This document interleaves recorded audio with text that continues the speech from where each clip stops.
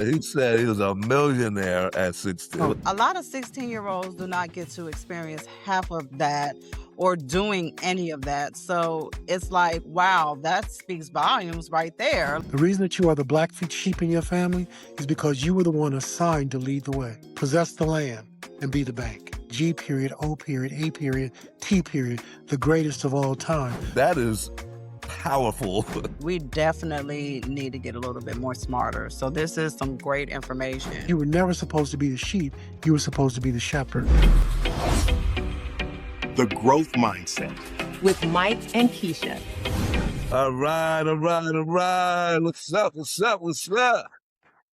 Welcome. Hey guys, welcome to the Growth Mindset with Mike and Keisha, the podcast where we unlock the secrets of entrepreneurial success. We're your hosts, Keisha and Mike, business entrepreneurs and influencers, passionate about sharing the wisdom of rising stars in the business world. And every week, we bring you candid conversations with successful entrepreneurs who have cracked the code to business growth. From innovative strategies to the mindset shifts that propel them forward, we cover it all so you can apply these lessons to your own journey. And whether you're just starting out or looking to scale your business, this is the podcast for you. So get ready to take notes and be inspired. Let's dive into today's episode of Growth Mindset with Mike and Keisha. So today we have a very, very, very special guest joining us, Terrence Dean Mayfield. He is a kingdom strategist, wealth architect, and the visionary founder of the Black Phenomenon, a covenant community built for entrepreneurs, leaders, and visionaries ready to build sovereign wealth and generational legacy. Ow! And operating on his signature SIHI-AI framework, that's spiritual intelligence, human intelligence, and implied intelligence, Terrence has developed a system that doesn't just teach strategy. It transforms how people think, build, execute at the highest level. Okay, and then he is the creator of the BP Manifesto, a declaration of identity, power, and divine alignment that is reshaping how leaders show up in the business, family, and community, y'all. And through the Black Phenomenon, Terrence is personally working with core group of members, guiding them individually towards 10 million. That's 10 million in net worth through income-producing assets, strategic funding, and general wealth systems. Okay, and then his vision extends far beyond that. With Project 1000, he is activating a multiplication movement designed to raise up 5 million kingdom builders. I said 5 million kingdom builders who will transform families, cities, and nations. All right now. And known as the Strategist Squared. That's Strategist Squared. Terrence works sits at the intersection of faith, finance, and execution, where spiritual alignment meets real-world results. All right, so I know y'all are ready to hear from this amazing man that we have in front of us right now. Terrence, welcome to the Growth Mindset with Mike and Keisha. We are so truly honored to have you here with us today. Oh, hey, let's go. Thanks for coming on. Thank you so much. I'm humble for the opportunity, and I hope I bring some value to your team tonight. Always. You going to bring some value, for sure. For sure. You always do. All right, so Mike, do you want to go ahead and ask that first question, or do you want me to go ahead and lay it on? Terrence, no, we're part of your Black Phenomenon group. This full disclosure, guys. We are very, very proud to say that we are part of his mentorship program. This is a phenomenal organization. And I'd just like you to take us back to the beginning, right? What's your story and what life experiences brought you to this moment? Wow. Okay. I don't know how far you want me to go back, but as far as you want to go back, we definitely would like to hear how you got here. It's an awesome story, by the way. Well, I was blessed by some people when I was a kid. I grew up in a single family home. I met my mother when I was 6. And my grandmother taught me some entrepreneurial tools. And so I was selling candy in my elementary school class. I would stop on the way to school, take my lunch money and buy candy and sell it. And so the teacher thought I was disrupting the class. and she talked to the assistant principal, Mr. Roy P. Becknell. Mr. Becknell came and got me and told me that if I would stop selling candy in the class, he would allow me to sell it at nutrition and lunch. And he began to teach me, hey, one, how do you create value? And so he wasn't calling it creating value then, but as as a mature person now, I know that he was teaching me to create value. And so after I did it a couple of weeks, I realized that people on the playground wanted the snacks that I had. So I could go play and have them sell the snacks at nutrition and lunch because they wanted snacks. And so he taught me about how to keep inventory. He taught me about how to pay people well. And then he took Wow. me to a store called Smart and Final, which is where you buy things wholesale. So he taught me how to do that. And he began to mentor me for many years. I would go to his house every Friday, every Saturday, and just experience growing up. He taught me to read the Los Angeles Times, the Herald Examiner, and the USA Wow. Today, and to compare the stories and how they were different so that I would have a critical thinking perspective to understand how people can tell the same story, but tell it differently. Mm. As I got older, I ended up just being creative. I kept doing that. Finished school and moved to Atlanta, ironically. I wanted to go into the movie production Yeah. business. To Atlanta in the Yeah. house. Yes, because they said, Spike Lee said at the time, that the only thing we weren't doing was movie distribution and that the Really? money was made in distribution. So I moved to Atlanta. I ended Well, up I'm meeting a sorry, woman. forgive me. Did you Yes, sir. say where you're from? Where Los you Angeles. Los Angeles, right? Yes, sir. Grew up in Awesome. Los Angeles, Okay. in the hood of Los Angeles, California. In the hood. Okay. Good. I did not have a hood life because Mr. Becknell made sure that I was a part of the group that got bust. Right. And so, you leave when it's dark and you come home when it's dark. Mhm. And the Mr. people that McNeil. Mr. Roy P. Becknell, yes, Okay, Roy, changed my the I life. love how you give mentor credit to basically for him. you Say back again, sir? then. I said, I love how Basically you the give credit. mentor. I Yes, love how ma'am. you give credit to him. Oh, yes, yes, sir. It sounds Yeah, like he was one of the first mentors you had that kind of set you on the right path. yes, And sir. you could Mr. have West you could have went Gales. into any different into the wrong path Yes, sir. from where you came from. He Yeah, wasn't having that. Yeah. that's what's up. That's And what's up. so when I got married, I moved to Philadelphia and ended up working for a foster care agency. And the foster care agency ran into a problem because at the time, natural parents, relatives couldn't get the children. Mm, So the children would get bused. I mean, they would get shipped out to Hershey, PA. And so the director of the foster care agency that I worked for advocated for what's called treehouse services. And treehouse services means that the parents and the grandparents, cousins, aunts could receive money for the children that were in foster care. The problem was they didn't understand financial principles and the money was restrictive. So there are certain things you couldn't do with the money for the children. So Mr. God, I can't remember his name. Not West Gales. I can't remember his name. mm, He had me start teaching the people how to manage their monies so they wouldn't get out of compliance. And Wow. then they got a grant to do community work. And he fired me from my job, what I was originally doing, and rehired me to go into the community and be an advocate for change, to help mm, people understand subsidized housing, to have the opportunity to meet with public officials about the decisions that they were making about distressed communities. And then what I found was that our people, they call it financial literacy, but you can't be literate about something you've never been told. right. So, and I didn't like the term literacy. So I fought the term because it meant nobody wants to be illiterate about anything. So I talked about financial principles, understanding your name, the value that it brings, understanding the ability to leverage your name, and understand the significant value of being an owner. So I would put together something for people that were not supposed to have it. I ended up working with a group of CNAs, certified nurses assistants, Mm, who work 80 hours a week, but they don't work full time for anybody. So they can't qualify for benefits. So we put together a mm, program to get them benefits. And then we wanted them to get housing.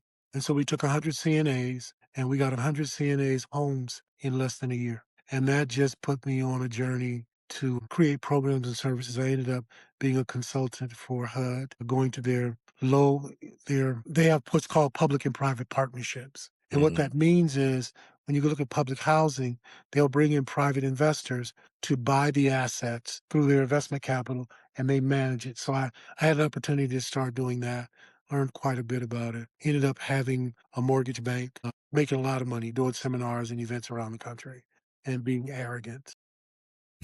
really. So let me ask you a quick Love it. question. That So is you a started off, very you that worked is Like, I just wanted to ask this because that is, Sure. very deep on the start, how you were able to be mentored, right? Yes. And now you're using that, mentorship to now help mentor other people, which we Yes. think is phenomenal. And so speaking of phenomenal, I see where it helped to guide you towards the Black phenomenon. Yes, ma'am. Right. So now just kind of wanted, a question would have been like, what inspired you to build the Black phenomenon? But you did say a lot of that in the mentorship. So now with us talking about Black phenomenon, and this is Yes, the ma'am. your main baby at Yes, this ma'am. point, what exactly is it and how does it help impact other people? The Black phenomenon is a movement. And so it's not about making money, it's about our people. And our people have been disenfranchised. And I don't want to get on my soapbox, but I probably am. 5 years ago, I read a book by Cornel West called Race Matters. And in the book, Mr. West spoke about nihilism, the belief that there's no value to your life and no purpose to your being. And in the book, he also spoke about conditioned and legal nihilism. So we had a government that created nihilism as a legal construct that our people were not allowed to buy homes. They were not allowed to own businesses. There's a lot of things that happened. It was illegal Mhm. for us to be educated. If you go back into the school systems, in the 80s, they were giving books that had information about the 50s. So we were going to school and graduating, but with the wrong information. So Mm-hmm. 1984, I think, Mm-hmm. I came across a book called The Jewish Phenomenon. And the Jewish Okay. Phenomenon talked about how this group of people, such a small group of people, can own so much wealth. And what was it? And it was based on a couple of fundamental principles that I think are critical if you're going to have success. Number one, they don't play any games about God. It is God first. They are committed to God. Mhm. They don't compromise with giving. They don't compromise with taking care of people. The second thing is that they don't get hung up on your price. In the Jewish culture, in the Jewish phenomena, they teach you that price is not relevant because the money is circular. So whatever the baker charges, you pay for it because the baker is going to go see the man that sells gas. And the Mm. man that sells gas is going to the dry cleaners and they Mhm. own all of that. Wow. The other thing that happens is that you sit down with the rabbi and before your new year starts, you determine how much you're going to pay based on what your income is. So they always give 10%. Mhm. And they have inside of the temple, they have men and women that are successful who make up the difference, right? So when a man or woman commits their 10%, somebody will come along, and if they're short $500, one of the wealthy people in the group is going to give the $500 for questions asked because Mhm. you have to be committed to taking care of your community. So that was the first thing that stuck out to me. The Mm. second thing that stuck out to me is that if they don't have a skill in their local community, they go to the next place over and they keep going until they go national. And if it doesn't exist, they go learn it. And then when they learn it, they bring it back to the community Mm. and they teach it to each other. I hope that makes sense. Interesting. Am I going Yeah. too much? Not at No, all. that Not is at all. No, amazing. no, that's Keep deep. going. And so for me, what God had to teach me was to love what he loves. Because I didn't love people. I loved the money. I love the art of the deal. I love negotiations. And God was just not pleased with me. So I had an opportunity to get sat down in federal prison. I don't call it a prison. Let me not say that. I went to a camp. Mhm. And I tell the story because people think that that's the end of the story when it was the beginning. Mhm. God taught me to love what he loves, people. And he taught me that what he had put inside of me, I didn't even care about the money because it was driving me. So I suggest to people, find your purpose. I found my purpose, served men there, served their families. And then when I came out, I had to do something that is When not you going to say seem serve them there, what did you minister to them in taught what? classes 5 days a Okay. week Okay. on vision, purpose, and destiny. And Gotcha. how do you forgive yourself? And how do you forgive your family? What do you do with your Mhm. pain? And how do you Okay. turn your pain into a tangible asset? And how do you find your gifts, talents, and abilities when you think you have none, when people have told you you are nothing? And is that what led you to ministry? Speaking about spirituality, I don't, that's how you found your I faith? think that God calls you, right? If that makes sense to you. I don't think Mm. choose the ministry. I think it chooses you. Exactly. And so I fought it for a long time because I did not want to do it. It's Mhm. a thankless job. It's a dirty job. And, I used to cuss. So I only been not cussing for like 2 weeks. And so you can't be cussing and Okay. ministering to people. All right. You And beat me so, on that. yeah, praise I the haven't Lord. heard a cuss come out of your mouth in the last 2 weeks or Yes, something. sir. I'm working on it. I'm working on it. And I think so, you're doing a great job. thank you, sir. And so God kept dealing with me and I kept running into roadblocks because he kept saying, I have need of you. This is what you're supposed to do. So when I accepted it, Mhm, obviously I'm not giving you all the story, but when I accepted it, God began to talk to me about something called holy misfits. mhm. That there are people that are walking around in their families and they don't feel like they fit. Yeah, They're walking around in their communities and they don't feel like they fit. And The they black tell sheep. like the black sheep turned goat, right? The that's greatest right. of all time. I tell Yeah. every black sheep, please understand there's a transformation that's going to happen in your life where you Mhm, become the goat. G period, O period, A period, T period, the greatest of all time. all The time. reason that you are the black sheep in your family is because you were the one assigned to lead the way. So Amen. don't get frustrated. Don't get disappointed. Quit trying to be a part of the crowd because you were never supposed to be the sheep. You were supposed to be the shepherd. So when There you people go. understand that, it begins to start changing them. The black phenomena came about because I just looked at our people struggling. Our women are hurt and disappointed and frustrated. Our men don't want to be men. We're afraid to speak up. We don't understand the core principles of obedience. Possess the land Mhm. and be the bank. Right? Possess the land and be the bank. That is powerful. Yes, sir. That's in the book of and Deuteronomy. and Possess the you land. and you are actually taking actions in that direction right now as Yes, we sir. speak. You Yes, are sir. actually possessing land and becoming the bank Yes, with sir. the members of your group, your community. Yes.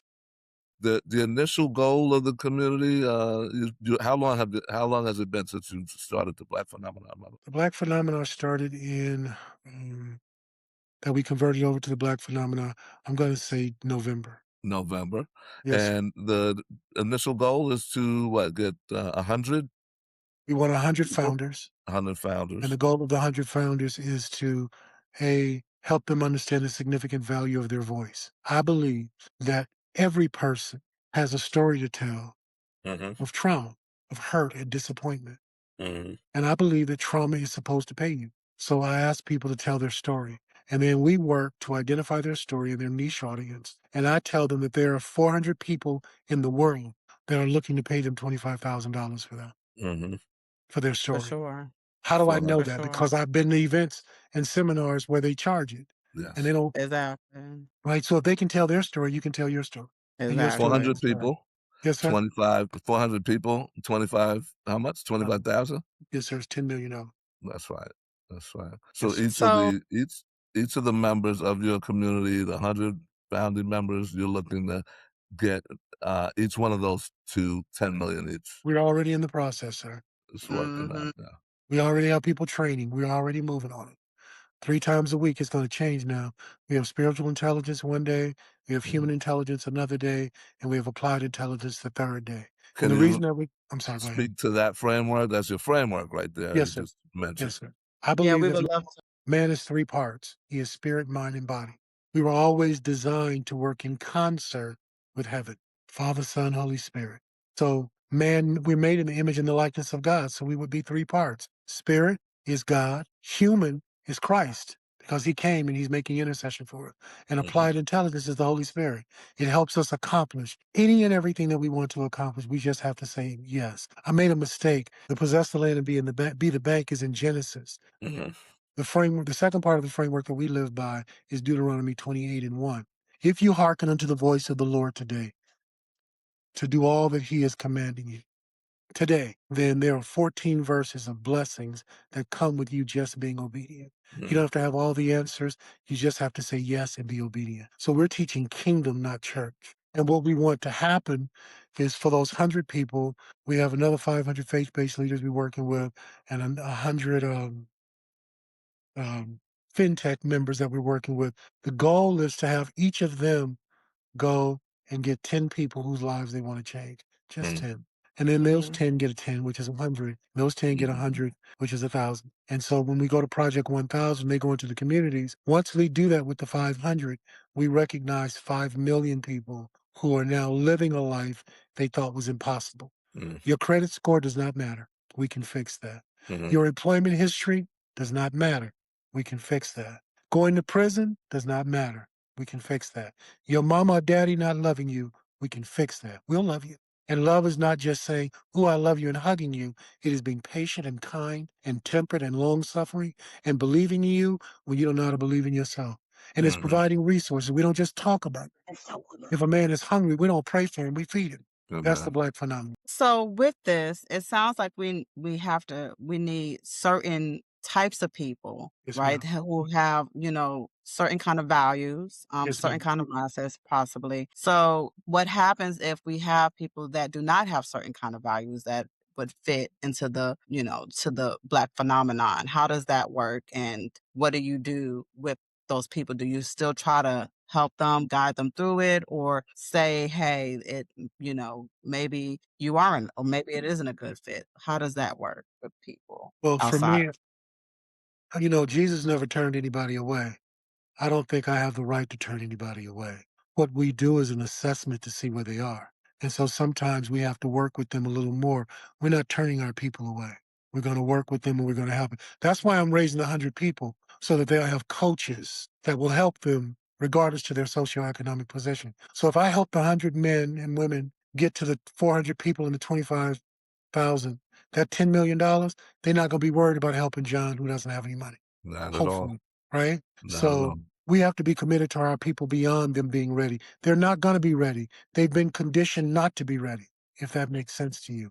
They've been conditioned that they're not enough, that they don't look right, they don't sound right, they don't move right. No, we're not doing that. Come as you are. We're going to help you. Now, you may walk away from us, but we're not walking away from you. And when I say that, that doesn't mean we're going to tell you you're pretty when you're not. We're not going to tell you you're smart when you're not. We're not going to let you not do your work.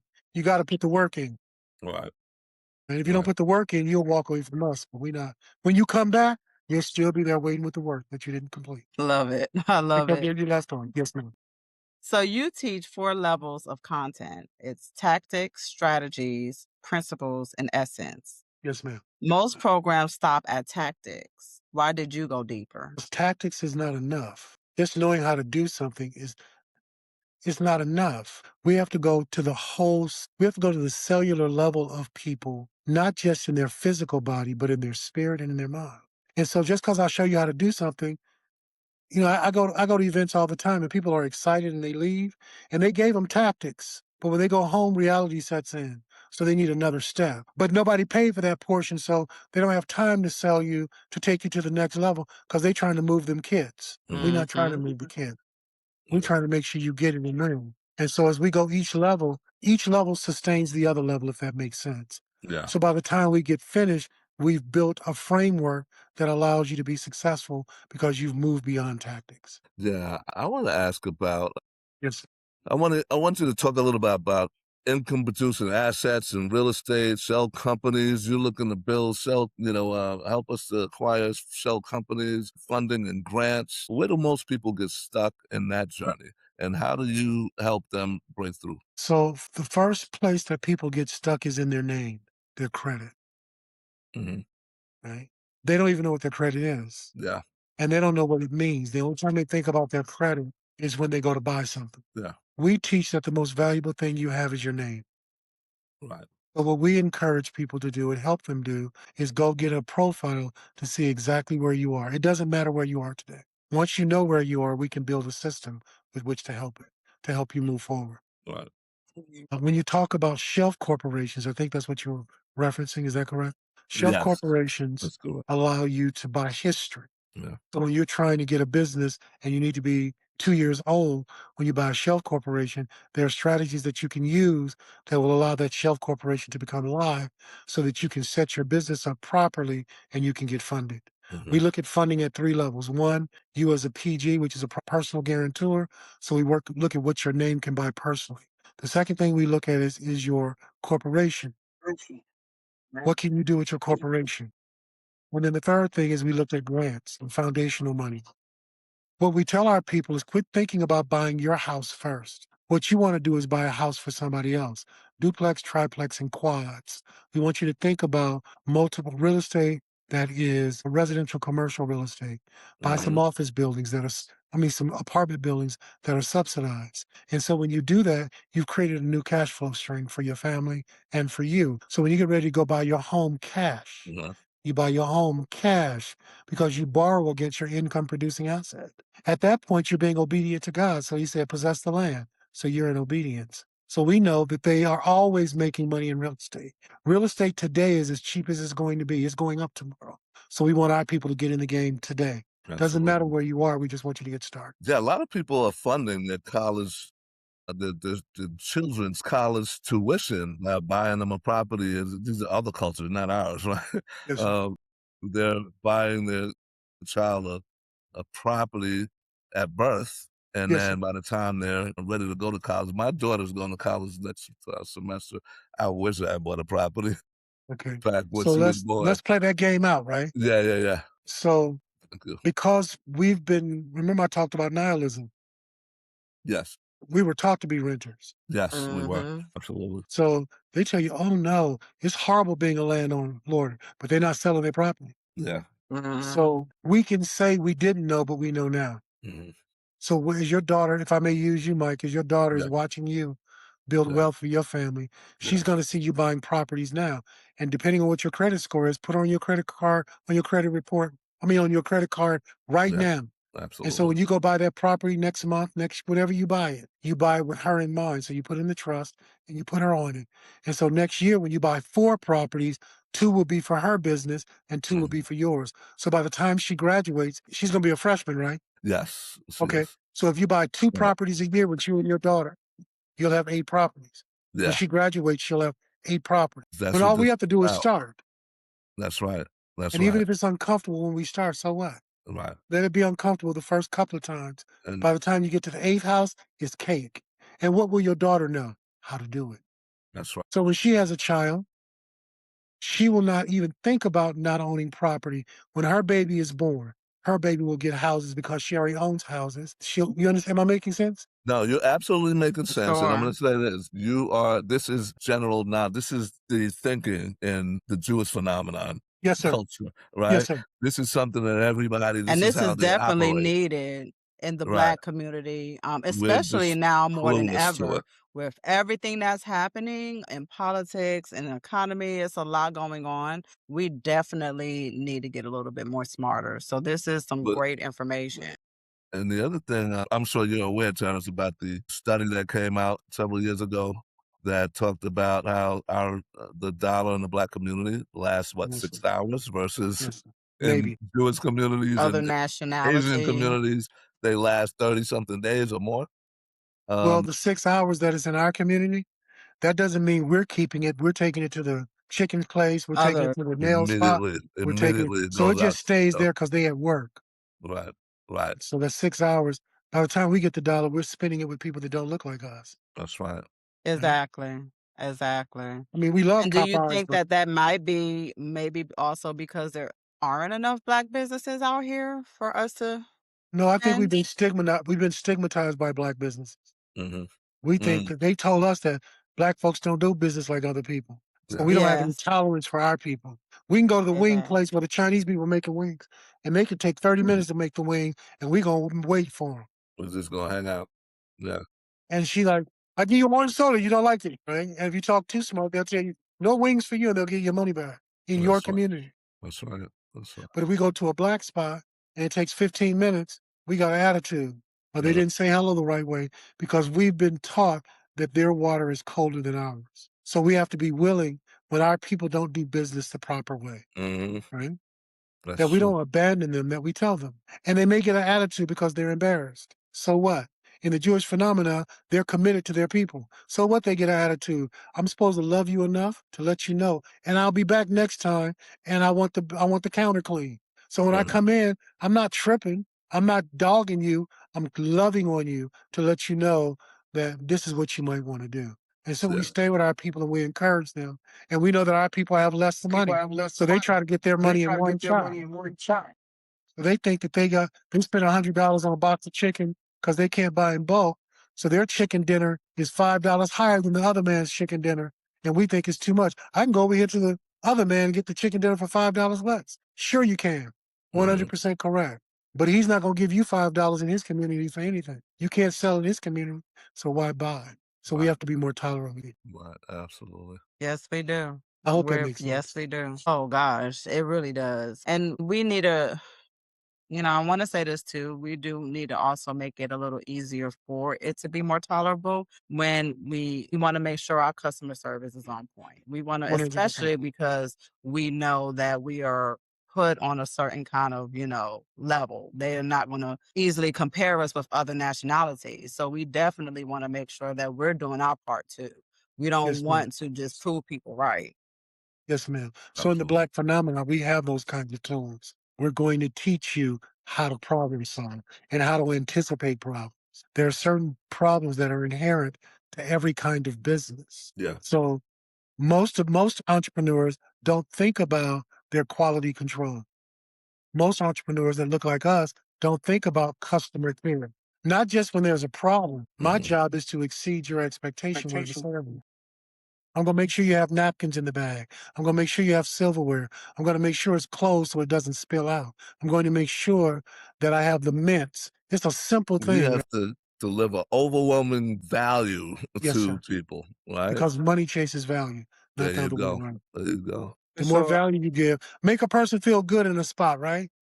They're coming back. They're They're coming coming back and they're back. going to refer Sure. other people to you, right? Yes. Yes. Yeah. Yes. Sure.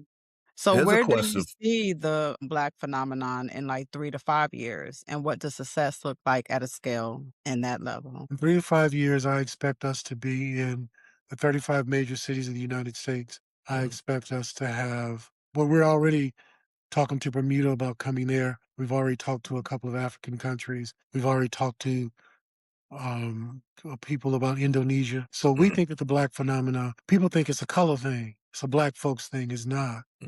God does his best work in the dark. So in the 3 to 5 years, I expect us to have family offices around the country. So when people come into our particular spiritual facilities, you can't be a part of the Black phenomenon and not be a homeowner. When you come in, that's the first thing we're going to do is put you on the home ownership track. But not from buying your first home that you live in, but from buying income An producing assets. investment. Yeah, it's got to be income The next produced. next thing we're going to do is help you find your vision and your purpose. So I expect that we will be doing that around the country. I expect us to reset how people know church, that we are not talking church, we're talking kingdom. So that's what I expect to be happening. But here's another thing I noticed that you do. You talk about collectively investing in opportunities as well, Yes, sir. right? Like commercial properties and what Yes, have sir. you. Yes, sir. Well, in our current economy, we know that that stuff is going to go and sell. Mhm.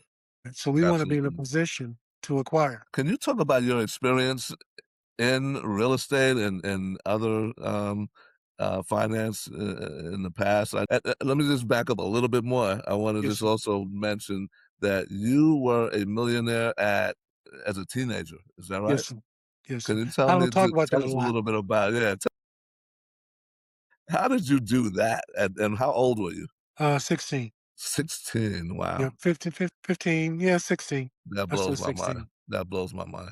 And it wasn't off of drugs. No, sir. Just so everybody knows. My friends wouldn't let my in the community wouldn't let me sell drugs. Right, right. That But what I sold was you were pleasure. entrepreneur Yes, sir. back then, I right? sold At pleasure. 16 years old. Wow. Yes, sir. You sold what? I sold pleasure. Oh, I love it. I like I know that people wanted to have fun. I'm not a fun kind of guy, but I know Yeah, that people wanted to have fun. right. And so And the way that say it again? just so people know that wasn't the kind of pleasure they're thinking about. No, I sir. mean, No, sir. Not the pleasure principle. We're not doing Janet Jackson. The pleasure I saw was a friend of mine died on the football field. He had a heart attack. wow. And my friends wanted us to do a memorial. Hmm. And we wanted to raise money. So we wanted to have a party because he liked to party. He was a house party kind of guy. Yeah.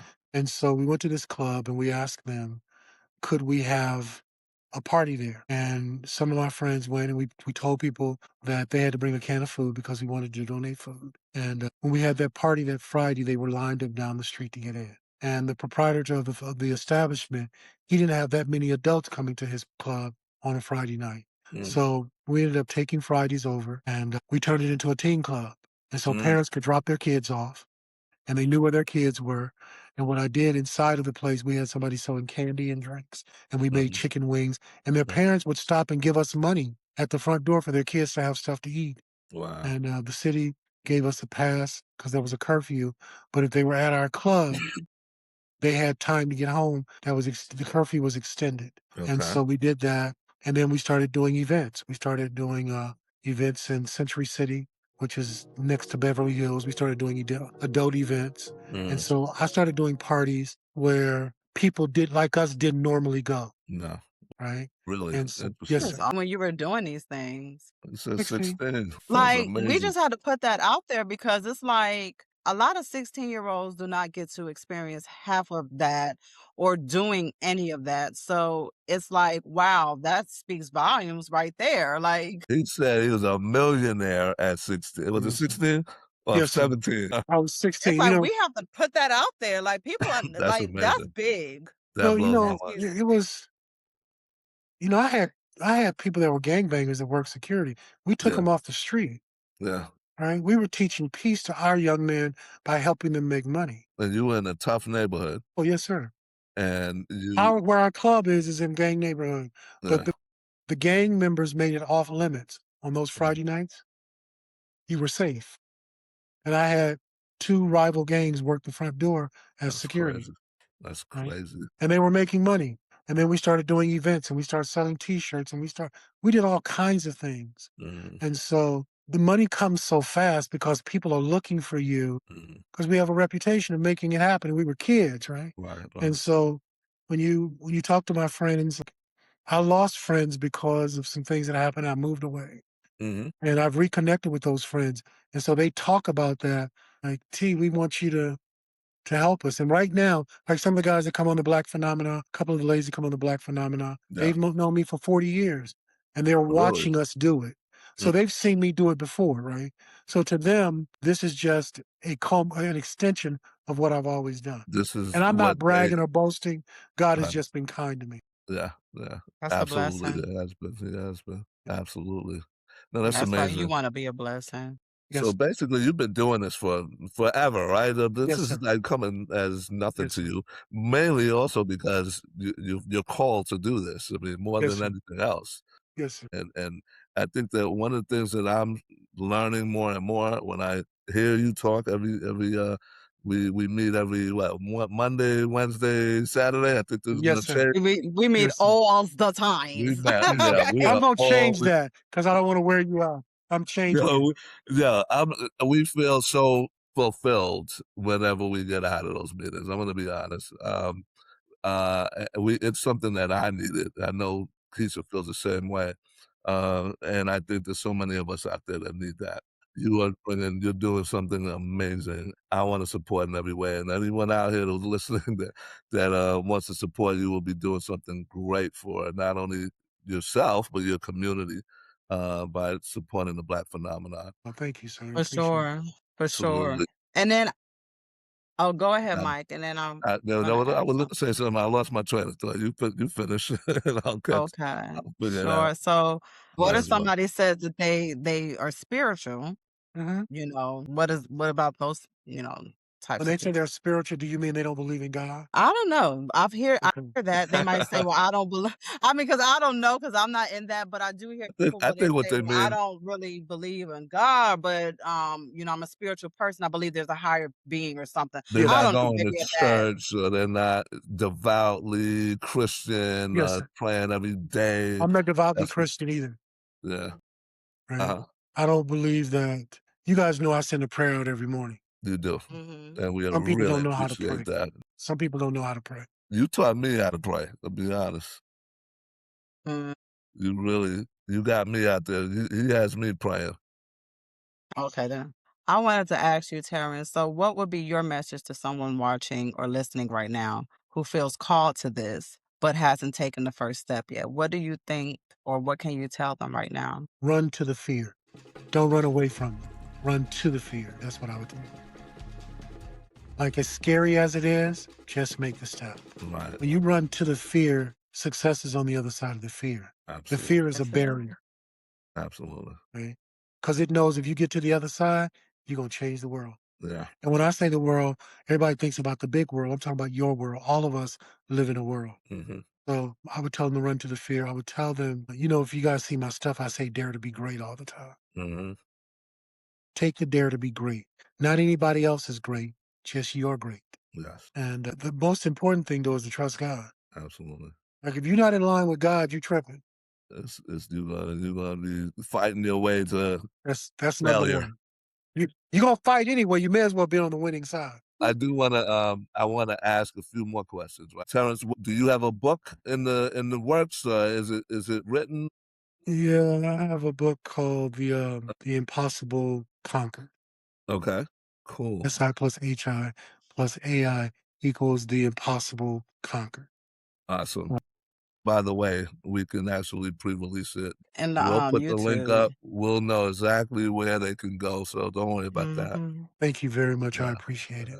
Yeah, for sure. We're gonna put all your links anyway, Yeah. and so you don't have to worry about that. We just make sure your Well, Instagrams, your socials. Yeah, where can they find know. you? What other The Black Phenomenon, TK2M.com, they can find me. I got You got TikTok. TikTok. Yep. The Yeah, don't strategies worry too. about it. TikTok. Yeah, absolutely. of And what we'll do is course. we'll put it on the screen. It'll Thank be you on the so much. screen. Yeah, don't worry And about it. so, We got you. how could somebody, if they were interested in the Black Phenomenon, how could they join or be a part of it? I know it's Terrence at theblackphenomenon.com. Okay. I know it's Terrence at TK2M.com. Okay. But we have a couple of links where people can register for the Black Phenomenon, Wow. and they can join the WhatsApp group. So we have those things. I'll make sure I have all those things on a sheet so you can have it. I know that's Okay. right, but don't worry because we're gonna have it in the YouTube Yeah, channel, we so definitely people Keisha, will I know if definitely. you involved, I'm good. I don't worry. That's You right. already know. We you He's gonna on be top taken of care it, for of. real. Yes. Absolutely. I do, cause I'll bug the crap out of Mike. I'll be like, did we do this? We got Oh that? man, she be making me feel like I don't do nothing. I'm I've like, are talked you to her, so serious? I know, sir. I know. I don't know nobody that's on their grind more than me. I don't know why you coming at me like that. Anyway, whatever. You know what it is. You know what it is. Yeah, I know. I know. Yeah, but I go ahead and conclude this session. That's a wrap for this week. For this week's episode of The Growth Mindset with Mike and Keisha. We hope you found today's conversation as inspiring, insightful as we did. Remember, success is a journey, not a destination. Every step you take gets you closer to your goals. And if you enjoyed this episode, make sure to subscribe, rate, and leave us a review. It really helps us to reach more entrepreneurs like you. And don't forget to follow us on social media for more tips and updates. You can find us you'll find it in the social media links. We have new businesses, so you're going to see these. And we actually, real quick, I just want to put this in here because we do have. Let's put it out there. Put it out there. Yes. So we do have also a business that we're combining with our AI businesses together. And so you will see those links as well. We have some summits coming up with the AI and the CRM and stuff. What is it? DigiFlow? DigiFlow AI. You guys are first to hear We're about putting that. Legacy Flow AI and And DigiSphere together and making this new compound. So more on that later. You'll see the link as well as Terrence's link. But I just had to put that out there real quick. There's going to be a summit. We're doing a big summit in July, right?